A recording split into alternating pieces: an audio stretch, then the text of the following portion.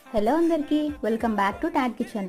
ఎంతో ఈజీగా ఇంట్లో ఉండే బేసిక్ ఇంగ్రీడియంట్స్తో క్విక్గా చేసుకునే కేక్ని ఎలా చేసుకోవాలో చూసేద్దాం. ఒక బౌల్లో 6 eggs, 1 కప్ షుగర్ వేసి బీట్ చేసుకోండి, షుగర్ అంతా కరిగేంత వరకు. అదే కప్తో వెన్నపూసని కూడా యాడ్ చేసుకుని మళ్ళీ బీట్ చేసుకోవాలి. సేమ్ కప్తో మైదాని కూడా యాడ్ చేసుకుని బీట్ చేసుకోవాలి, లమ్స్ ఏమీ లేకుండా. తర్వాత హాఫ్ టేబుల్ స్పూన్ బేకింగ్ సోడాని కూడా యాడ్ చేసుకుని మళ్ళీ బీట్ చేసుకోవాలి. 4 to 5 డ్రాప్స్ వెనిలా ఎసెన్స్ని కూడా యాడ్ చేసుకోండి. మొత్తాన్ని ఒకసారి బీట్ చేసుకుని ముందుగా గ్రీస్ చేసి పెట్టుకున్న బౌల్లోకి కేక్ మిక్స్ని యాడ్ చేసుకుందాం.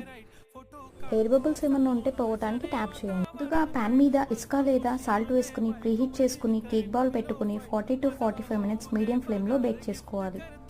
కేక్ బౌల్ రూమ్ టెంపరేచర్కి వచ్చిన తర్వాత డీమౌల్డ్ చేసుకోవటమే. అంతే, సింపుల్ ఇంగ్రీడియంట్స్తో స్పాంజ్ కేక్ రెడీ.